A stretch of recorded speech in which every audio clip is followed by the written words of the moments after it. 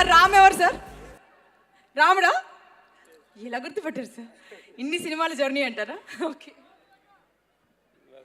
But లక్ష్మణుడు ఎక్కువ మాట్లాడతాడు, రాముడు తక్కువ మాట్లాడతాడు.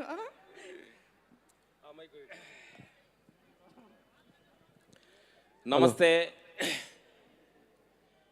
మనం ఎన్నో ఆడియో ఫంక్షన్కి ప్రీ రిలీజ్ ఫంక్షన్కి వచ్చాము. ఇది చూస్తుంటే ఇది ప్రీ రిలీజ్ ఫంక్షన్ కాదు, మనందరం కలిసి ఒక గుడికి వచ్చినట్టుగా ఫీలింగ్ అనిపిస్తుంది.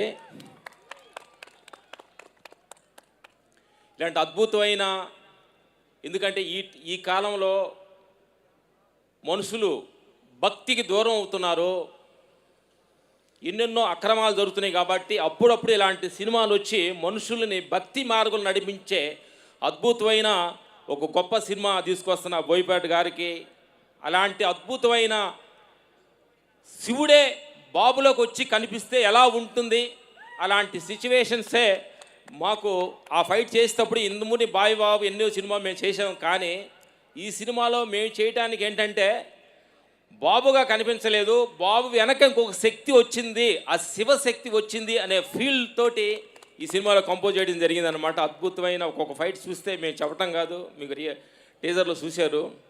ఇలాంటి సినిమా చూసి 2 గంటలు సినిమాగా కాదు, ఇది ఒక గుడికి వచ్చి అలా ఫీల్ అయిపోయినట్టుగా ఉంటుంది ఈ సినిమా.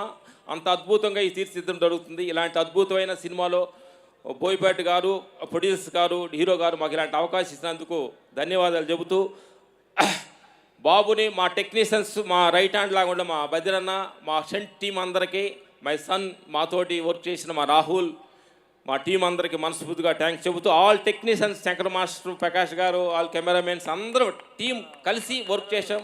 కెమెరామెన్ రామ్ ప్రసాద్ అన్న గారు, తమ్మన్న గారు, ఇలాంటి అద్భుతమైన ఈ సినిమాలో మేము టెక్నీషియన్స్గా వర్క్ చేయటం మాకు ఆనందంగా అనిపిస్తుంది. Thank you sir, thank you very much.